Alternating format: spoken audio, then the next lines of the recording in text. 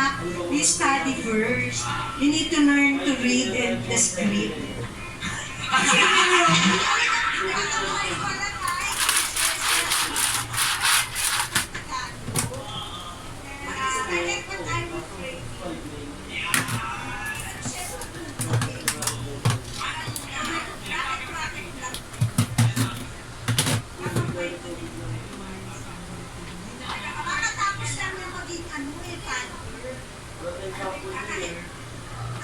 Ano lang, box lang.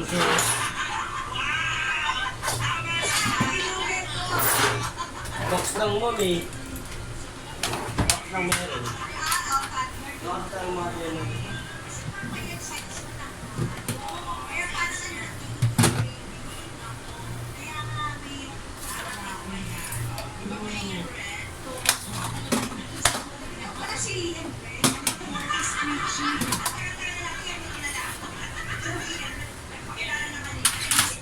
Sure. Para lahat ng tao sa mundo, para ang saya. Ngayon, ito tanong ko kasi 5 years old na si Athena. Wala akong balak sila para masaya ang Earth. Ang Earth? Tinatanong nga niya ako eh. Gusto ko siyempre, pero God's will. Thy will be done. Pero kung hindi man, okay lang. Huwag na muna. Kasi kakabalik ko pa lang. Tsaka parang ayoko na rin. Honestly, parang sa akin, okay na ako. Kaisa na. Mas na rin. Hindi, okay na rin kapatid naman na siya isa. Naghahanap. Hindi, si Fred kasi may anak sa unang gana. Gana rin. Bakit di naman ano?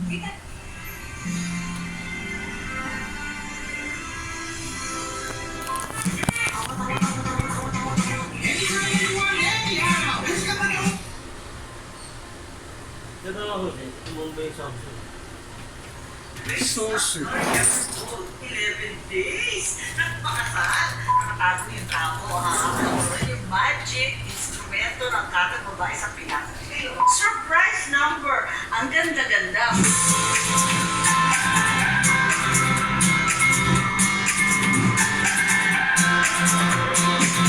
Hello! Here's my office. Pasok na tayo ka. Nandito na tayo. Office proper. Ang kagalang-galang, ang aming seal of the Senate of the Republic of the Philippines. At ako na makikita, Miss Ireland. Pero ang trabaho hindi reception na sosyal, katulad sa hotel. Kundi, lahat ng request, may sakit, nasalanta ng bagyo, nawalan ng trabaho, at aning-aning pa. Hello, pasok!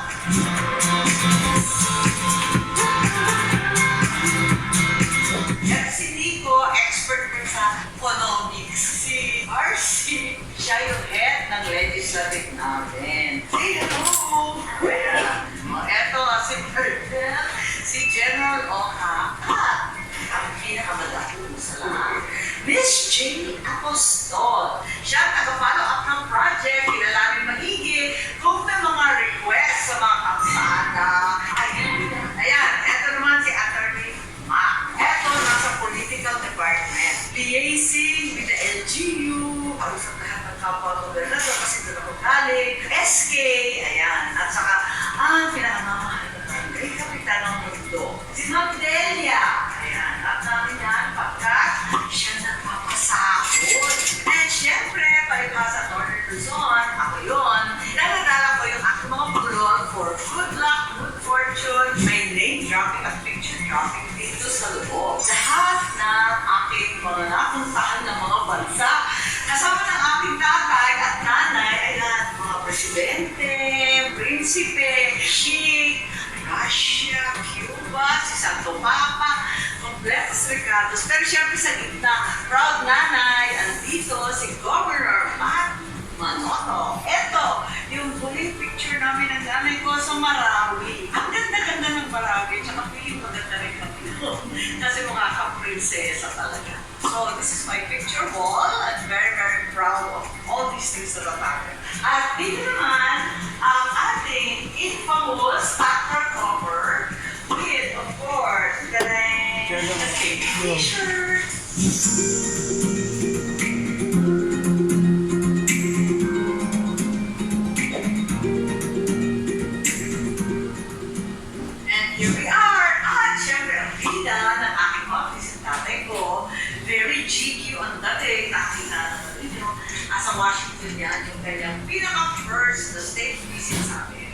Tapos syempre, ang kumataya ko rin, and yung mga pictures ko with my dad. Ayan.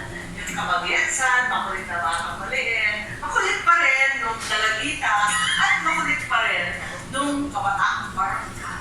Tapos, syempre, mga kabulaklakan, tunay yan. Kasi talagang di nga ang plantita, kundi malalang farmer na talaga sa katagalan sa Ilocos. At eto nga, andito na tayo, hinaharap ang desk. So, ang desk, ito ang office na walang desk. Kasi, nasanay ako na very consultative, collaborative, ano po naman. Kasi, the best ideas don't always come from you dito. They really come from group effort. Natuklasan namin, nung binuklat yung itong office na to, na putol-putol, na napakadaming corner-corner, daming kurtina, daming pader, yung pala, meron siyang balcony and a view of the ocean. Surprise number! Ang ganda-ganda with matching rooftop. Talaga naman, nakakatuwa. Ang kapitbahay ko dyan ay si Senator Bato de la Rosa. Gusto ko siya kapitbahay kasi ang dami-dami niya food lagi. Nakikikain na ko dyan. And then, dyan sa banda dyan, ayan yung Starbucks ni Senator Tolentino. Diyan kami nakikipag-kape. At dito sa likod, malaking office ni Senator Sani Sutara.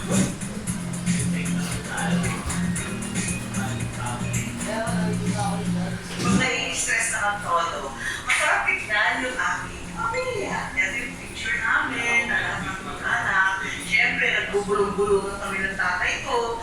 Nandyan, the greatest love story ever told. 11 days! Nagpakasal ang papa at mama mo. At siyempre, yung official picture ng tatay ko. Pagkatapos, ang aking mga kapugi-pugihang mga anak. At tatlong lalaki, si Borgie, Attorney Michael, and Governor Matt. Yan, nandyan kami. First inaugural ng aking ama, 1966, kung bakit naman ako nasa kilikili na naman ang tatay ko. Ewan. Well, ang una namin ginagawa, ito tutuloy doon sa mga committee hearing. Kung minsan, talaga nakakaantok siya, no? Pero tiisin, kasi marami kang pagkukunan. Lalo ako, bago pasok ko ng 2019, lahat papasukan ko kung kaya ko para matuto lahat ng aspeto ng gobyerno. Pagkalaki-laki kasi ng gobyerno, by 3 o'clock, yan na, session na. Minsan, sobrang tagal niya. Kaya may TV rin ako dun sa likod. Sometimes, very long break siya, kinagabi kami, nakahating gabi kami. So, aakyat muna, nakikipag-meeting sa staff para sulatin na naman yung mga amendment, yung iba't ibang bill, yung mga sulat at ang request for help. At syempre, alam mo naman, ang babaeng Pilipina, kailangan ng CR. Ayan, hali kayo. Ito yung CR. Pero nakatago yung tapo, ha? Alam mo naman, yung magic instrumento ng kada babae sa Pilato. Kayo, may shower para magdamagan, may lalagyan ng damit pero tinago na nila, ayan, in case na mag-change costume. Nakakatuwa itong office na to kasi ang sabi nila, wag na wag mong kunin yan. Kaya lang, palibasa bago akong senador, ito na naiwan. Kaya dito ako nag-landing sa office of Senator Trillanes. Ang totoo, sobrang daming kwento ng mga opisina sa Senado. Nagiging superstitious na nga kami nila. Sabi ko, magpadasal kaya tayo, pausukan at lahat na. In fairness, lahat naman nag-volunteer. May Muslim na imam, taga-Cordillera na sumayaw at talagang nga nagbendisyon. Meron pang nag-white sage at kung ano-ano pa. Higit sa lahat, may mga pare rin ang dasal. Wala naman. Siguro, kwento-kwentuhan lang yon. Okay, so yan, nakita na ninyo yung office ko. Pero mukhang beep, beep, beep. Pala, tumutunog na yung kampana namin para kami iskrubuko. Bye-bye! Trabaho muna!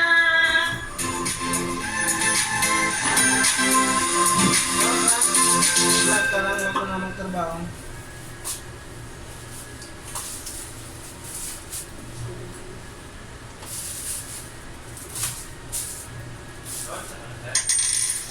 Pabagsak na ang stock market. The sky is falling.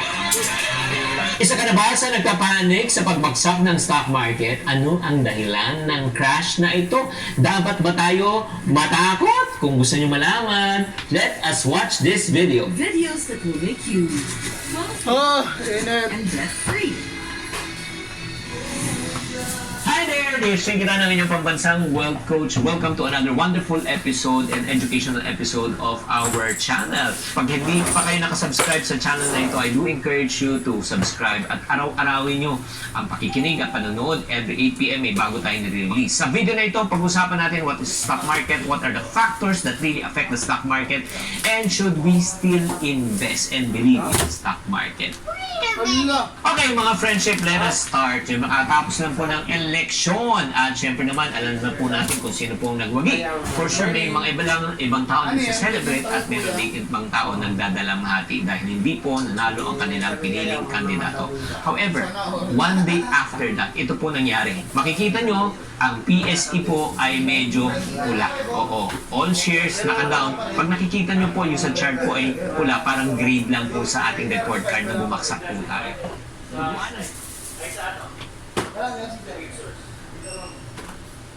Pinaingasan na ako kung 50% eh.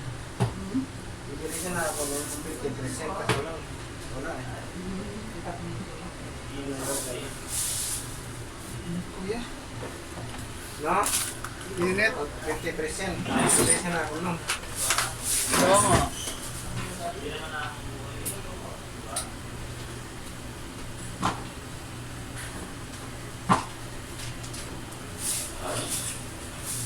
Five, dalawa, tatlo pa na. Vivo. Yung Vivo natin ay 6. 12.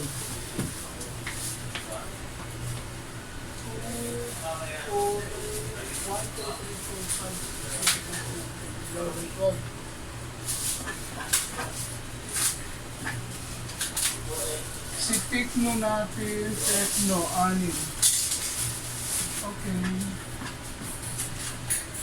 Si Realme natin ay Sharp. 1, 2, 3, 4, 5, 6, 7, 8, 9. Okay na yan.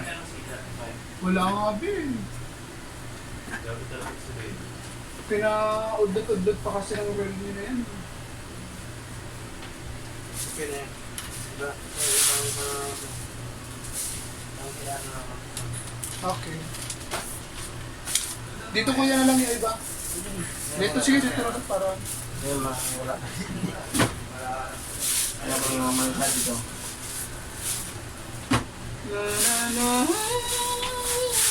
Hindi ko naman mga discussing doon na mga mamaya dati, nangkaban kami. Na? Nangkaban kami, doon sa bila yung store. Sino kasama mo? Ako daw natin, mga LG pa. Mga LG pa yung mga piruin mo ha. Sa loob na stand ko ako nila. Ganun talaga, mga magnanakaw, walang pili. Ginaganan no? Ginaganan lang yung skater. Takpan lang na. Oo. Tapos may Pinatabing lang. Oo, nakita naman sa CCTV. Ito ba yung store oh? Yung laki pa. Laki pa yung store namin dyan. Oo. Kabila may kwan. Lapit sa food court.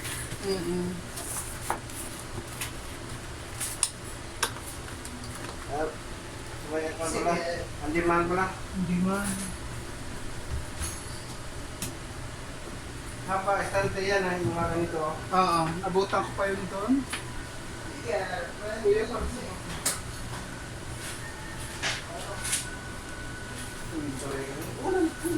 Wala na yun. Display doon. Wala pa kasi uso ng kanyan eh. Yung mga... Alin? Wala. Wala pa uso, mga limo-limo yan. Mga limo-limo. Pero mamatas date sa ano? Saan? Diyan, sa may gate. Dito.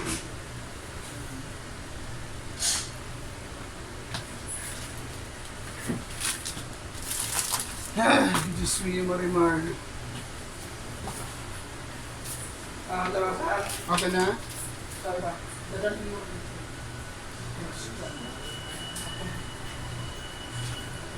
Samsung. Samsung 2467.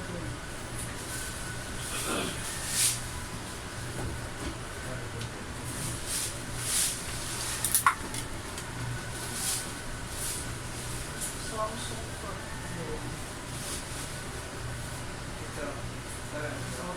Extend yan.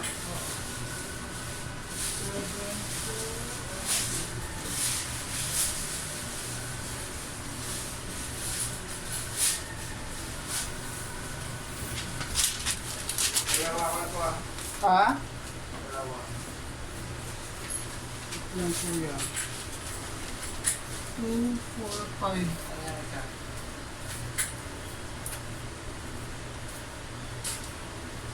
Hala, 11 Pro Max, nagbigay pa.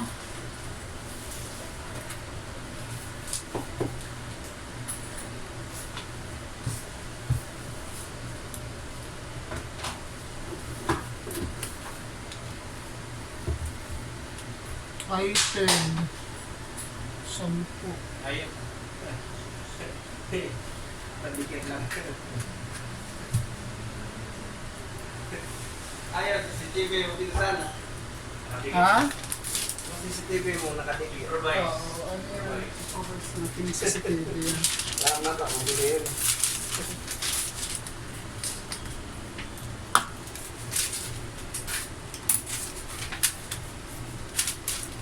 Na. Thank you, kuya. Okay na.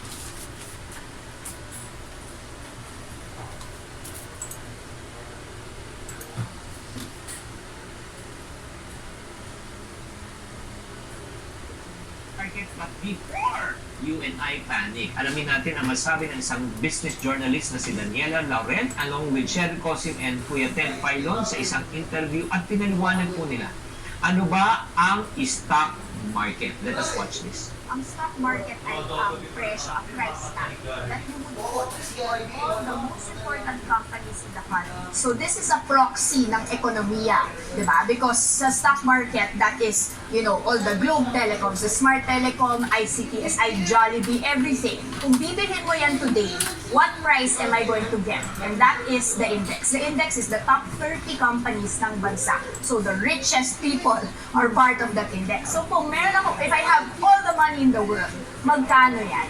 I would pay that. So this is a levels. So our index now is trading 6,500, 7,000. That is mainly a price tag. You can compare yung movements ng index to the movements of other indices all over the world. Diba? So you can see, okay, tayo nag-jump tayo 3%. Yung US nag-jump 10%. So mas okay yung growth doon sa US. And it is forward-looking. Ibig sabihin nun, I'm gonna put my money now and mag-grow siya, di ba? So this is an indication, the stock market index level is an indication of what every person believes is the future of our economy, of our industriya.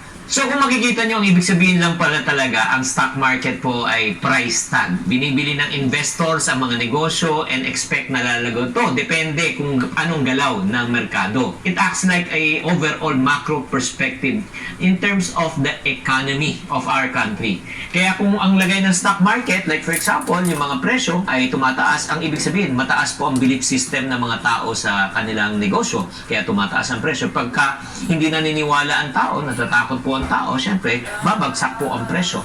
So kung makikita nyo, ang index naman po, ibig sabihin po ng index, indicator lang, no, to calculate the possible performance of the market in the future. So right now, ano naman ang mga factors that affect yung tinatawag ng presyo ng stock market? Let us watch this. Now, yung movements nitong price tag depends on many things. So for one, what we call fundamentals ng ekonomiya. Kung mabuti ang ekonomiya, then obviously tataas lahat ng profits ng mga industriya from every sector. So you call that broad-based recovery. So let's say okay yung COVID response, wala na tayong COVID. Siyempre, broad-based recovery yan, lahat lalabas, lahat kakain, di ba? So tataas yan. Those are fundamental issues. And then meron din things outside of our control. So yung Russia-Ukraine war, siyempre yung oil dyan, tataas lahat ng bilihin. So all of these things, today, yung US Fed, all of their inflation issues, interest rates there, investors are gonna compare, kung ilalagay ko ba yung pera dito sa Pilipinas or sa US? Sa US na lang. So those are things that are not really under our control, di ba? The government can't do much. Kung mas attractive lang talaga ang Vietnam kesa sa Pilipinas. And the third, Cheryl, which is most important today, is sentiment. Di ba? When people set aside what could be the future of our economy, what are the issues outstanding, and just focus on what's my feeling today. Will I keep my money sa Pilipinas or will I take it out? So makikita po natin mga friendship, maraming salamat Ma'am Daniel, no? Number one, yung tinatawag na fundamentals ng economy. Ayan, control po natin yan. And I would really say that the country president, no, really did a good job, at saka mga economic advisors niya na mababa po ang ating tinatawag na inflation rate, hindi katulad ng iba. Pangalawan, pinag-usapan po nila na talagang yung hindi natin control, katulad ng gera, katulad ng pandemic, diba? At yung pangatlo po na kailangan po natin na maunawaan na yun nga, kung ano yung sentimento ng general mood ng mga investor. Lalagay ba nila yung pera sa Pilipinas o ilalabas po nila? So ito yung mga indicators na nagpapagalaw, nagpapataas at nagpapababa ng presyo ng at.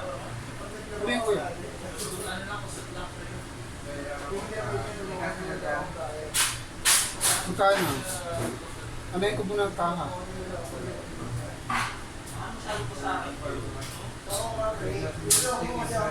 Ha? Ano kaya mga chicken pie dalawang box? Pag si mga iron mo. Hindi ko alam yung chicken pie na yan. Saan na ka nabibili yan? Hindi ko alam yun. Wala akong idea. Magkano ba yung sabi niya? Tinatanong ko lang magkano. 1.5 daw. 1.5? Ganyan kaya yung green yan, tapos wala tayong silver. Maganda yan kasi medyo may dadaan-daan na dito. Sana kung di natin. Gawin ng 2,000 pa lang mga bibitin. Ha? Pinakapinto niya. 2,000. Ito nga muna sa pera. Eh, doon lang sa taha. Wala, 100 yan, sayang. Kumaya, kunin ko na lang din. Babalik mo si... Ano na? Bukas naman niya babalik, di ba? Linggo bukas. Wala ako bukas. Pagka mabunta ako dito. Kuha mo lang sa test. Ito ko. 2,000. Pag matagalan, palawag mo lang sa test. Yung ginawa ni Kuya Dini, 2,000 dito ha. Sulat natin natin. Si Ma'am Mayroon naman yata. Ayan siya, Ma'am Mayroon. Oo.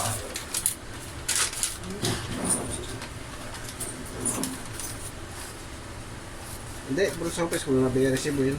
Oo. Kasi manang doon sa bahay, hindi yung ano yun. Ngayon ko na lang si Rochi, pagkaano baka ipa-list na lang yun sa depot. Yeah. Saan? Sige pa yan, sige.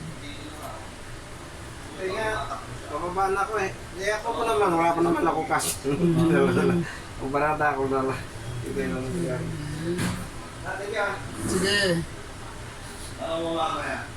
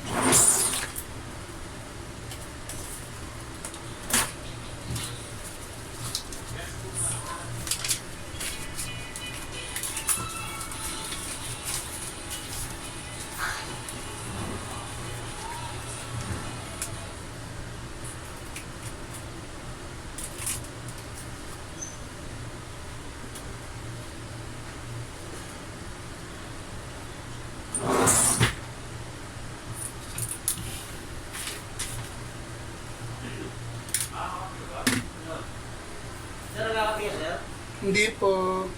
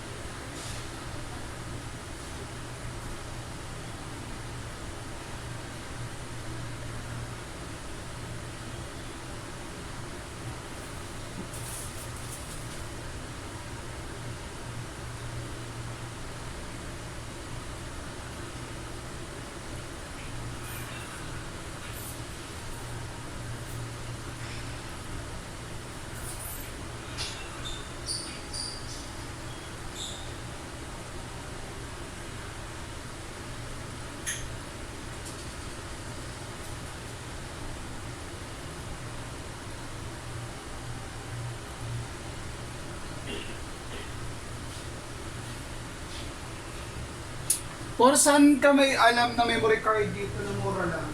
Girls na. Bato, ito mga magkano kayo? Magkano? Ano lang yung Kapapit ko ito eh. normal lang. Normal lang. Bakit ano ba? Yung mga Saan ka naman? yun eh. Ha? Yung mga class. Last day. Last day. Ano gamitin?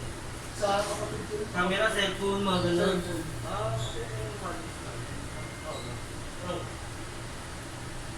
Okay.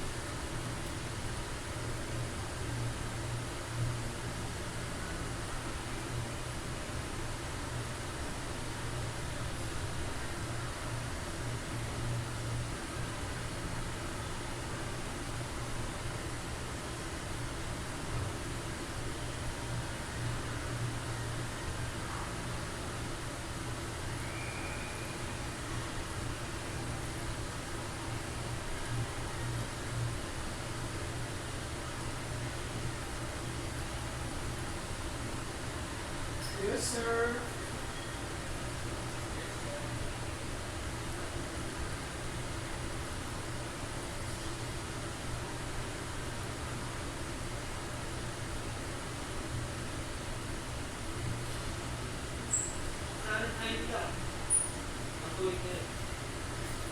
Ano po? Wala yung inform ako. Dati kung may tempo rin, 1.6 yun. Kasi mag-Android yun eh. Alam mo, 16 gig. Ito may price yun, sir. Alin? Ito. Ano Ano ba yun? Sunday street sinabi mo?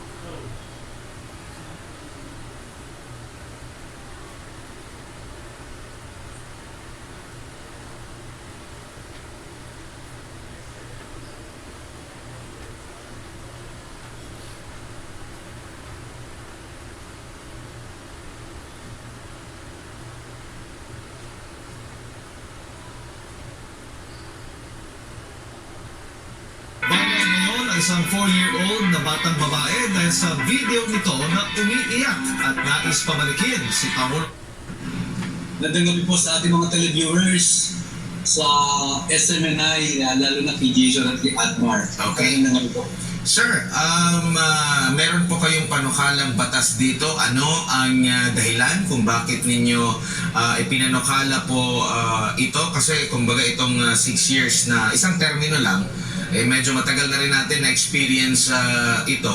Na-experience din natin na magkaroon ng mahabang Pangulo. At nakita natin na kumbaga siguro mas malaki-laki yung kanyang naging output considering tuloy-tuloy yung kanyang pamumuno. Na-experience natin na 6 years, yung iba bitin tayo, yung iba ay salamat natapos yung 6 years. Ano po masasabi niyo rito sa amin?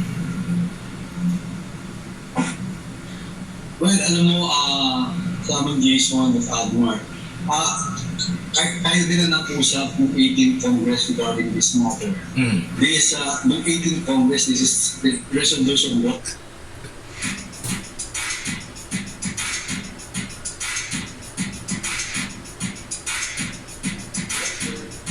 Houses number 7, and today is resolution book houses number 1. So ito, ang ibig sabihin nito, yung 6 na taon ng Pangulo, gagawin natin 5 taon, pero may re-election. Kamukha din po ng Vice Presidente, na gagawin natin 5 taon na may re-election din siya. At yung 1987 Constitution, yung Vice President naman po, talagang may re-election po yung Vice President natin. Unlike sa Presidente, pag natapos yung 6 na taon, wala na po siyang resignation. So ito yung main or at least yung continuity, pwedeng ituloy ng ating Pangulo. So ito ay nasabi ko tuloy, nung nagsalita si Pangulong Duterte na parang humihingi pa siya ng paumanhin sa taong bayan na hindi niya lahat nagawa yung gusto niya sa bayan kasi nga wala ng panahon. Pero kung meron pa isang re-election, another 5 years, at least matatapos niya lahat yung gusto niyang programa, proyekto sa ating bansa.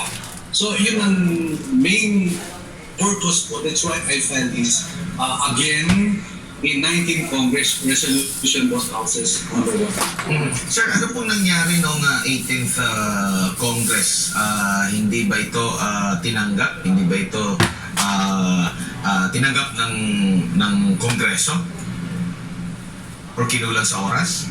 Sabi ko kasi ng chairman ng Constitution Amendment, sabi niya, ba't mo lang ngayon final? Wala na tayong panahon. O sige, sabi ko, the first day of 19th Congress, sa July 1st, ipipila ko na yan, i-file ko na para mapag-usapan na natin. So kaya pinahil ko na po ito para maraming panahon na mapag-usapan, wala pang chairman, at wala pa tayong speaker. So at least, pinakaunang pinahil ko ito. Noon walang panahon, ngayon makahaba yung panahon. Kaya palagay ko po, ito isa sa I'm not saying pinaka-importante, pero importante pag-usapan sa ating mababang kapuluan. So kumbaga, nakita niyo po na talagang bitin once na ang isang Pangulo po ay talagang nakita natin yung kanyang output, no? At hindi bitin kung hindi gumagawa, hindi masyado nagtatrabaho ang isang leader. Nakita nyo po, kumbaga parang nag-trigger sa'yo itong sa nakalipas na administrasyon na maganda na may pagpapatuloy kasi kumbaga lahat ng mga nagsasabi ng mga analyst, kumbaga first time tayo siguro na nagkaroon, ako sa pananaw ko, first time tayo nagkaroon talaga ng Pangulo na talagang malinaw at tanggap ng taong bayan yung kanyang naging output, no? So kumbaga, alam naman natin, pag eleksyon, talagang ang taong bayan ang magsasabi at sa pinaka-recent na approval and trust rating ng Pangulong Duterte, napakataas, parang kakaupo pa lang niya yung rating. Ngayon ganyan, di ba? Kaya napakataas na rating, 75% trust rating niya, yung tiwala ng taong bayan napakataas. So sayang po, wala na siyang termino, hindi na siya pwedeng tumakbo bilang Pangulo, kaya at least nahudlot po yung kanyang gusto matapos sa ating gobyerno. At yan po magkakaroon po ng audit yan Bigyan ko po kayo ng halimbawa, sinabi ko na po noong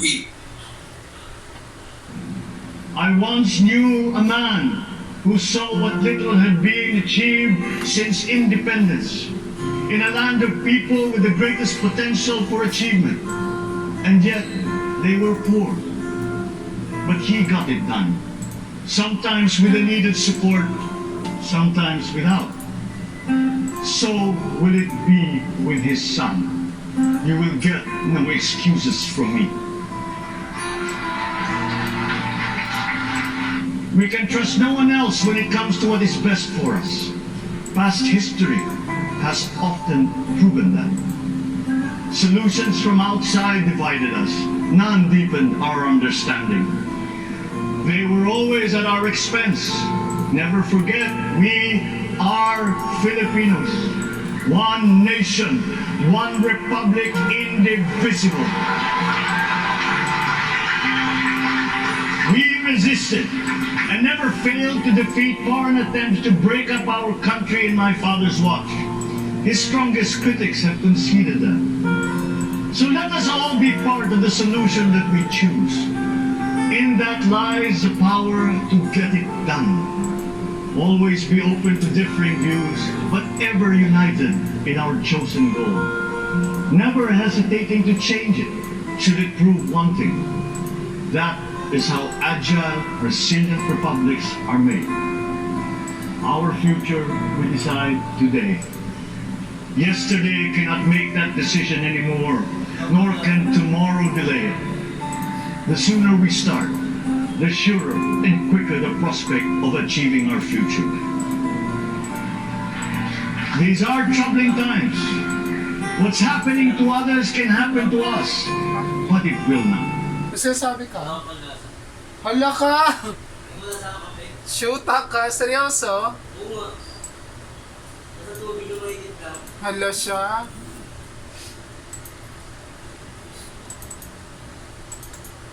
Sabihan ko nga mamaya yung guard. Ga! Pwede naman, bakit tayo important? Natawa ko na ng ano. Kasi nakatawa ng biyan. Guard! Meron dito lang panlasa. Damay pala kami, no?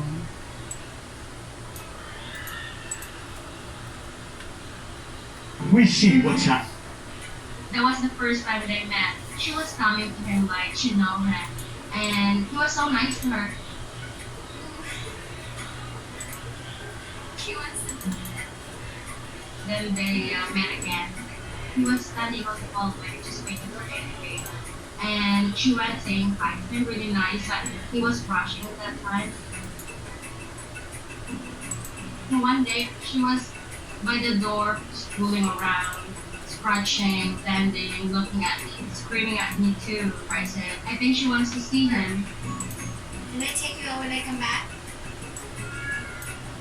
I let her out, and then the neighbor came out from the elevator. And usually she will run away if she heard the elevator open. But then she got up and she confused who is this person. And then when she realized it was him, she went up to him and asked him for her hands in the head.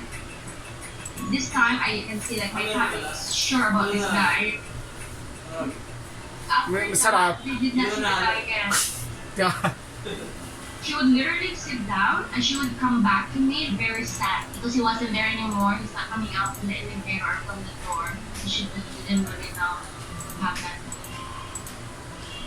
Then sometimes she would wait right in front of the door and she would look at me, she would look at the door, she would look at the elevator, telling me like, where is this person? I've learned she moved out, and that is the reason why my cat could not move on. She is very friendly kitty, but she will say hi to you, but she would walk away like after 1 second. So that was her behavior to everyone. She never really get attached to anyone, but she so in love with that neighbor. After 6 months of labor, finally she looked. I was like, Ellie, it's him. Took her 1 second to realize it was him, and then she jumped from the box and went up to him. She remembers him.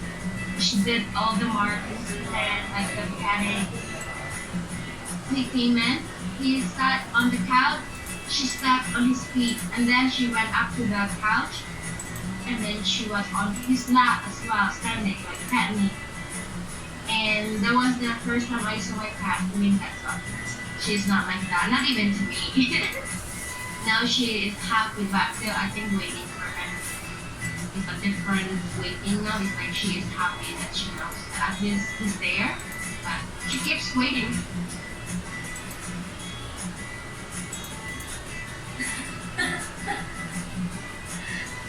Kiss me.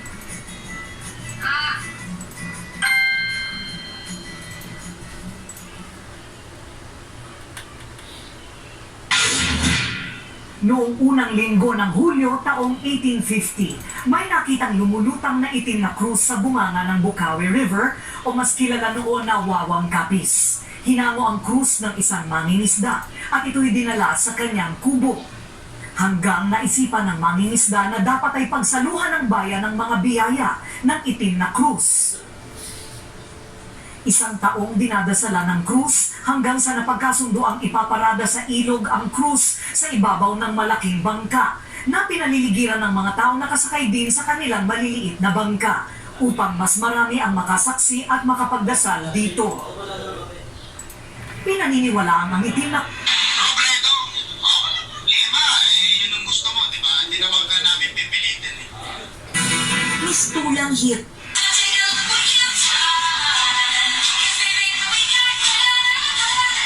We can't afford me to go back.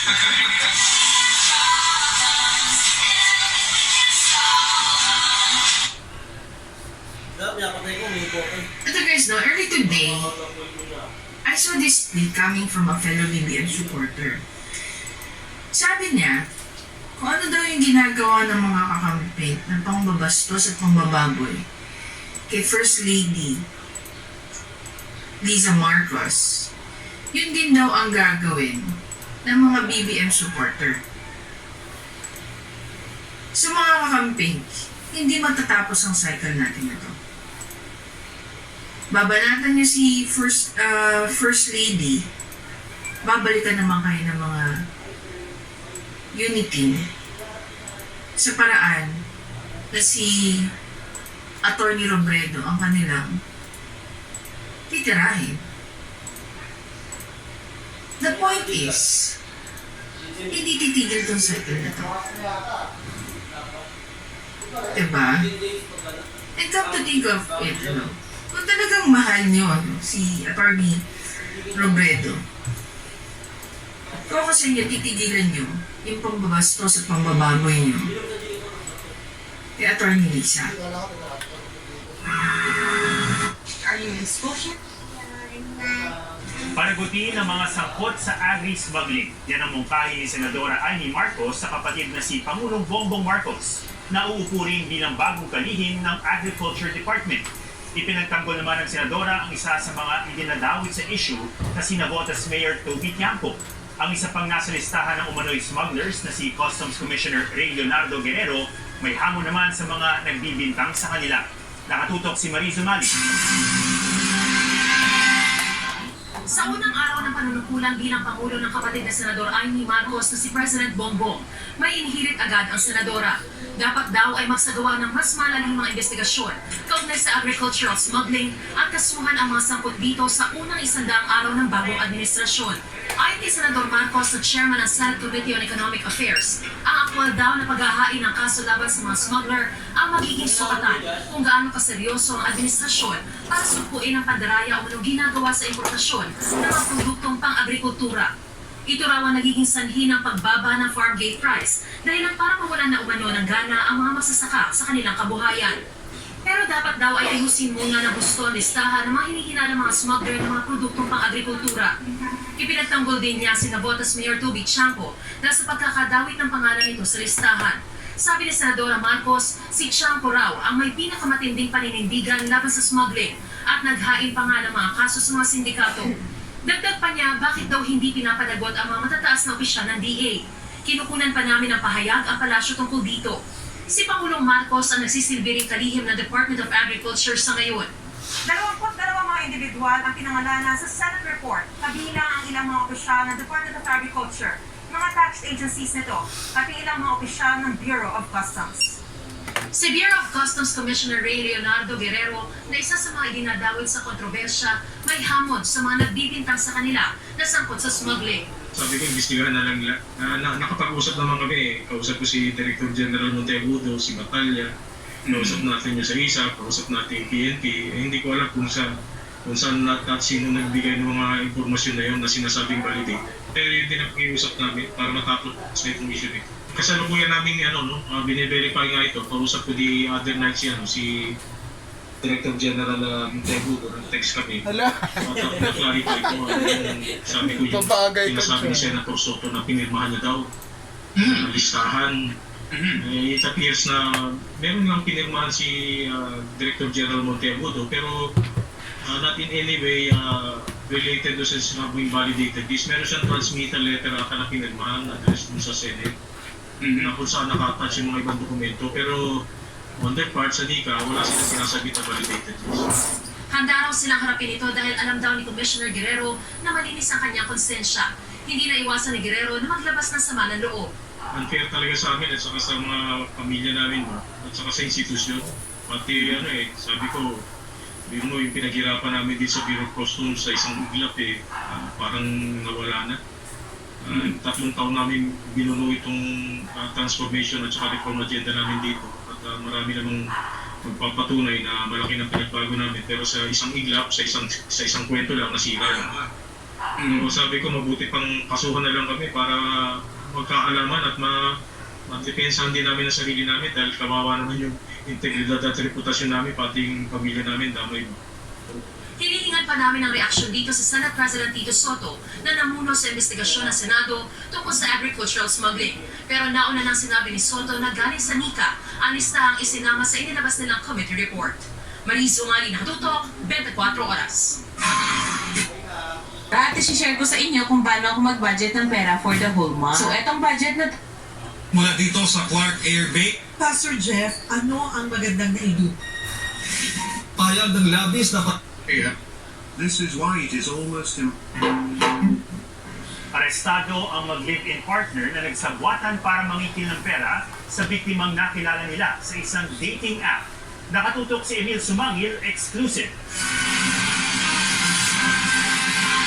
Nag-stake out ang mga pulis sa remittance center kung saan pinadala ng biktima ang pera. Maya-maya isang babae ang dumating at kinubra na ang pinadalang pera. Dito na gumalaw ang mga pulis. Ikaw pumunta pera, di ba? Pagka-aresto sa babae, ikinanta niya kung nasaan ang lalaking kanyang kinakasama.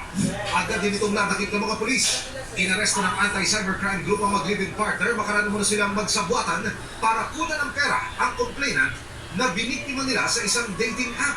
Para change lalaki ang victim natin. So yung kausap niya sa dating app, akala niya babae, pero hindi niya alam na lalaki pala yung kausap. Ayon sa investigasyon, lumikha ng peking profile ang mga suspect at gumamit pa ng ibang larawan ng babae para mahumaling ang biktima. Naging intimate sila, to the point na nag-exchange sila ng photos and videos. As soon as si suspect makuha na niya yung photos and videos, yung mga explicit photos and videos ng kanyang bibiktimahin, dyan na magsisimula ang sextortion. So nangihingi siya ng pera na pag hindi niya ibinigay itong pera na to, i-spread niya yung kanyang photos and videos. Alam ko naman po yung mali ko. Handa ko naman pong panagutan pong nangyari sa akin. Babagong buhay na po. Ayon sa PNP-ACG, mula Enero hanggang itong Hunyo 18, nasa mahigit 40 kaso na ng sextortion ang kanilang natatanggap. We always remind everyone to be mindful with when you send out photos and videos because you'll never know, minsan ito yung gagamitin sa'yo. May payo rin sila sa mga smartphone user na mahilig mag-store ng private videos at photos sa kanilang gadget. Dumarami rin daw kasi ang reklamo ukol sa mga individual na nagpapaayos lang ng cellphone biglang kumalat na ang mga pribadong video. Papagawa niyo yung cellphone niyo, akala niyo deleted niyo na lahat ng mga videos or ibinibenta niyo yung cellphone niyo kasi meron na kayong bagong cellphone. Meron mga remnants na natitira dyan na certain part of the memory na nandun pa rin. So, maaari siyang ma-access. Emil Sumangil, Nakatutok, 24 Oras. We have E-Burger from Tarlac City.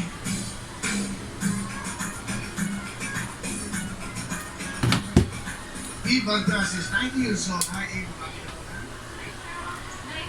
Malam, kaya kayo amin ako. I am Eve Valdez. I'm immensely grateful to be here at the Law Moment. This is meant to be forced to the one and only Miss Universe! Ngayong tapos na ang eleksyon, nangangamba ka ba? naging matagumpay ang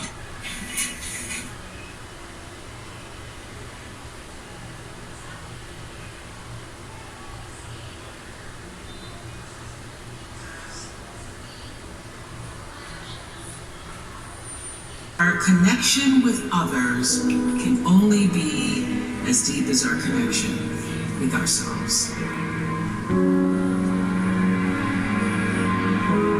And there perhaps is no time in recent memory when it's more necessary to actually cultivate empathy and connection in order to make sense of the profound changes that we're all undergoing. Everywhere we turn, we can't grapple with the many urgent issues facing us and facing our planet without understanding ourselves first. And in Atlas at the Heart, Brene and her team of researchers and therapists and educators and others have so richly explored how to cultivate an emotional vocabulary. Like, we need the words, the language, the expressions that help us process and identify what it is we're feeling and what is happening to us, and to be able to communicate that to other people.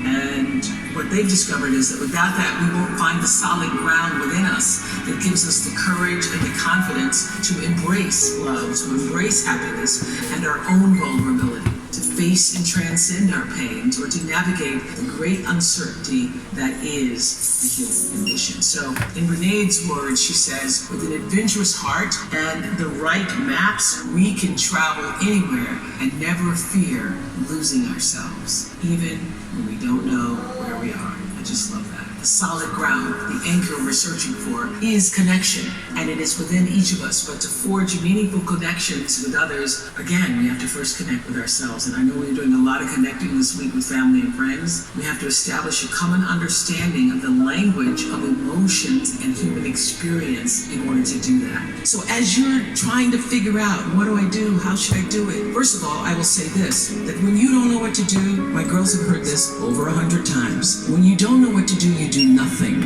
You get still until you do know. Because when you have to ask everybody else, should I do this, should I? And that's whether it's buying a pair of shoes or going with a guy, buying a house, taking a job, should I? When you have to ask everybody else, it means you don't really know the answer fully yourself. So you get still, be still, and know the answer will come. So here are variations on a few grand themes, beginning with this. Pick a problem, any problem. The list is long. Here are just a few that are at the top of my list. There's gun violence, and there's climate change, and systemic racism, economic inequality, media bias, the homeless need opportunity, the addicted need treatment, the dreamers need protection, the prison system needs reforming, the LGBTQ community needs acceptance, the social safety net needs saving, and the misogyny needs to stop.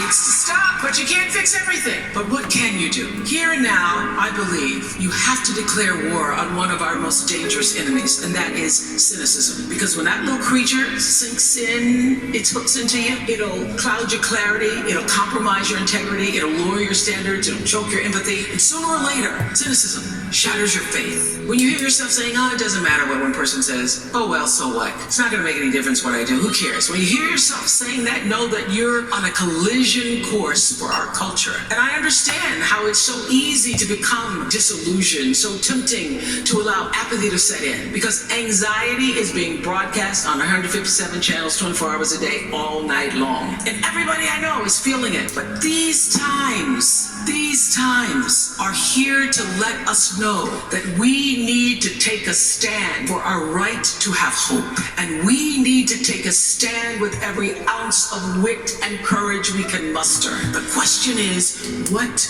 are you willing to stand for? That question is going to follow you throughout your life. And here's how you answer it. You put your honor where your mouth is. Put your honor where your mouth is. When you give your word, keep it. Show up, do the work, get your hands dirty, and then you'll begin to draw strength from the understanding, the true knowing that history is still being written. You're writing it every day. The wheel's still in spin, and what you do or what you don't do will be a part of it. And more than ever, I would have to say, I miss the Oprah Winfrey Show. I chose to let it go. I felt that I'd said everything I needed to say after 25 years, and I wanted it to be my decision when I let it go. But I will say this past year, and now more than ever, I miss it, because I miss the opportunity for the spirit of constructive engagement that platform offered. So 2 weeks after the election last year, I went to a diner in Queens for Oprah Magazine with a group of women. Half of them were Trump supporters, half of them were Hillary supporters. Nobody wanted to come to breakfast. I was like, it's gonna be some great for some croissants. We're going to have some nice jams, ladies. Nobody wanted to sit down and have the croissants. So everybody came in the room all tight and hardened. And so I was able to, they were like, well, I've never been this close to these Hillary elitists. I've never been this close. And there other people were saying, well, I never sat this close to Trump supporter before, but we're going to do it. I will tell you, after 2.5 hours, I had those women not only eating croissants, sitting around the table, listening to each other's stories, hearing both sides. And by the end, they were holding hands, exchanging emails and phone numbers, and singing Reach Out and Touch. We're all pretending to be Diana Ross, which means it's possible, it can happen. So I want you to work in your own way to change the world in respectful conversations with others at a rate and a rhythm that's in tune with the source from which you have come, your truth. And I want you to enter every situation aware of its context, open to hear the truths of others, and most important, open to letting the process of changing the world change you. That is the spirit of constructive engagement. So that's the goal,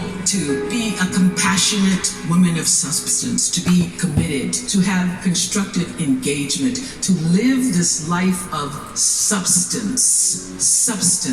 What I know for sure is if you focus on the substance, the success will come. These past few weeks, I've been thinking a lot about Adele and our one night only conversation that we had for CBS. Such a beautiful conversation in concert and a beautiful album. You can feel her heart and soul in every lyric on 30. Her emotional pain she seems to use as a muse. I said that to her during our conversation. And you know by now that she wrote that album while going through divorce. And she told me that she left her marriage in pursuit of her own happiness. And she has so many meaningful things to say about choosing you and not being guilty about it. The pursuit of your own happiness is enough of a reason to make a major change, like Adele did. Let that sink in for a minute. So how did Adele find the bravery to trust herself and uproot her life? I asked her just that, and her answer struck me. She told me that she imagined the person she would want her 9-year-old son to know. When she was unhappy, which she was in the marriage, he, her son, wasn't getting the best version of her. So Adele dedicated the album to him as a way of telling him what she was going through. So, of course, Adele's situation is specific to her, but the greater lesson can apply to just everyone. So many women stay in miserable situations, whether it's their job, their friendships, romantic relationships, and even encounters with family members because they don't feel they have the strength or the right to let go. They might feel scared to put themselves first, to listen to that voice that's in your spirit saying, do what's best for you, make the change. The best thing I gathered from this new 30 album, along with being soothed by the music, it's such a great album, is an even more compelling understanding that choosing happiness for yourself is what truly allows you to begin bringing happiness to other people. So during the holiday season, we've already been conditioned to give and give and give and give and give and give and give to others, but it's important to make time for yourself too. That care is the gift you give to yourself. And that's what we're taking away from this week, I'm hoping. Being able to choose what's right for you and knowing when it is right.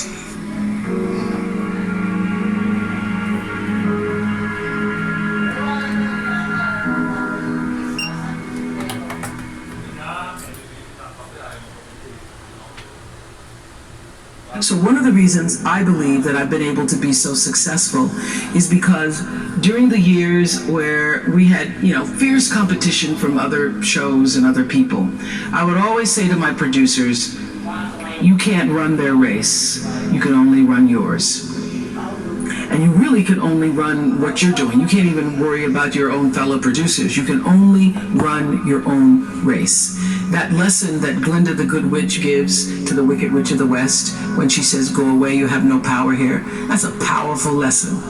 Because I have seen over the years in so many interviews and even in my real life experiences, people losing their power because you're giving your power to other people.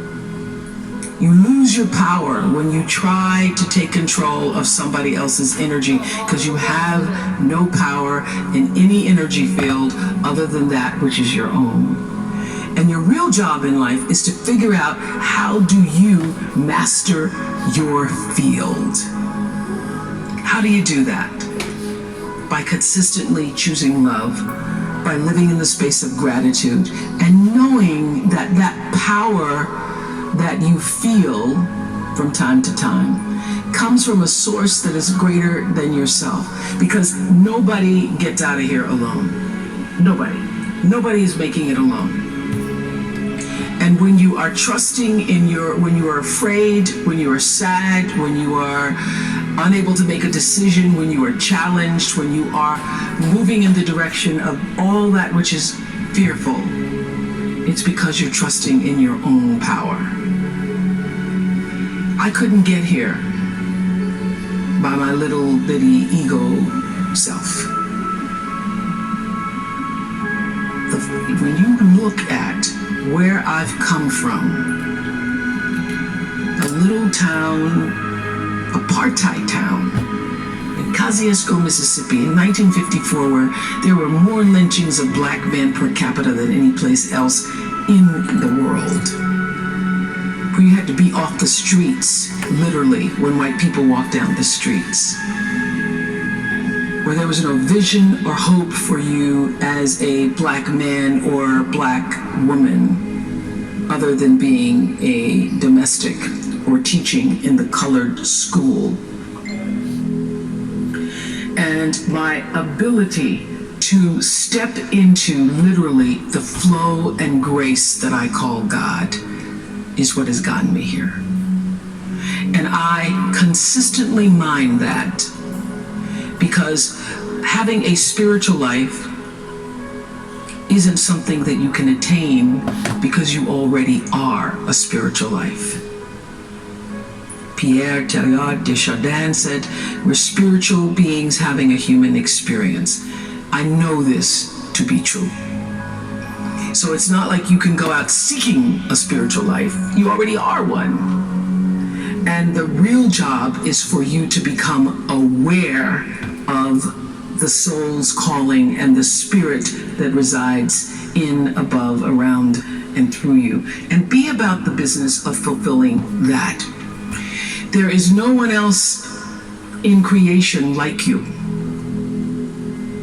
There's nobody like you. And what you've come to do and what you have to offer is like no other, even if they're all doing the same thing. Every single person who ever came on my show, and I hear there's like 37,000 guests I've talked to, a lot of them came from dysfunction and a lot of them wouldn't appear to be teachers, but every one of them had something to say that was meaningful and valuable and that I could use to grow myself into the best of myself, which is what all of our jobs are. Your number one job is to become more of yourself and to grow yourself into the best of yourself. And so I had a lot of great teachers, as we all do. I was doing an Oprah show about a decade ago. One of my greatest teachers was a man named John Diaz. We were doing a show called Would You Survive? And on Tuesday, October 31st in 2000, Singapore Airlines Flight 006, a Boeing 747 from Taipei to Los Angeles, took off with 179 souls aboard. 4 crew and 79 passengers perished in that flight, a total of 83 fatalities. There was a typhoon rolling through at the time, and the plane went down the wrong runway. Now what's interesting, John Diaz was on that plane and he had several indications, whispers, that he shouldn't have gotten on the plane.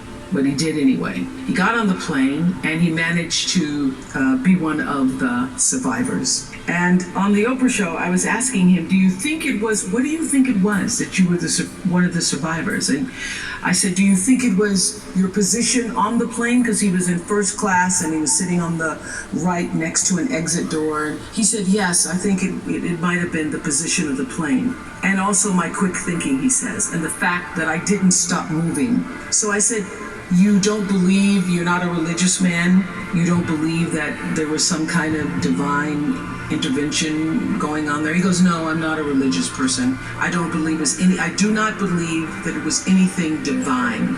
I don't believe that. I did see he said, as I got knocked back into the plane, that it looked like Dante's Inferno, with people strapped into their seats and just burning. And it seemed a bit to me, as I turned and looked backwards, like there was a light coming out of the tops of their heads. I guess you could call it an aura was leaving their bodies, and some lights were brighter than others. It changed, he said, it changed me. It gave me a new kind of spirituality, in a sense that I now believe somehow, I don't know how, but life continues on somehow through that light. And I thought, I'm not a religious man, but I thought the brightness and dimness of the auras were how one lives one's life, so to speak. So that's one of the major things that really has changed with me since then, he says. I want to live my life so my aura, when it leaves, is one of the brightest ones. I got chills when he said that. How does one lead a meaningful life? Because ultimately, isn't that what we all want? We want to lead a life so that however we transition, people can say, wow, that was a bright one. That was a bright light. First of all, I think that it comes from a deep sense of awareness about who you are and why you're here. It comes from being in touch with, on a regular basis, the appreciation and the holy gratitude that should fill each of our hearts on a regular basis, just knowing what a privilege it is to be here and to be human. To me, successful is getting to the point where you are absolutely comfortable with yourself. It does not matter how many things you have acquired. The ability to learn to say no and not to feel guilty about it, to me, is about the greatest success I've achieved. The fact that I have, in the public side, done whatever, it's all a part of a process for growing for me. But to me, to have the kind of internal strength and internal courage it takes to say, no, I will not let you treat me this way, is what success is like. It's the same thing that prevents you from being abused as a child, prevents you from being abused as an adult, that allows you to feel successful yourself. I will not be treated this way. I demand only the best for myself. All the mistakes I've made in my life, I've made since trying to do. Everyone, there's not one that I made mistakes.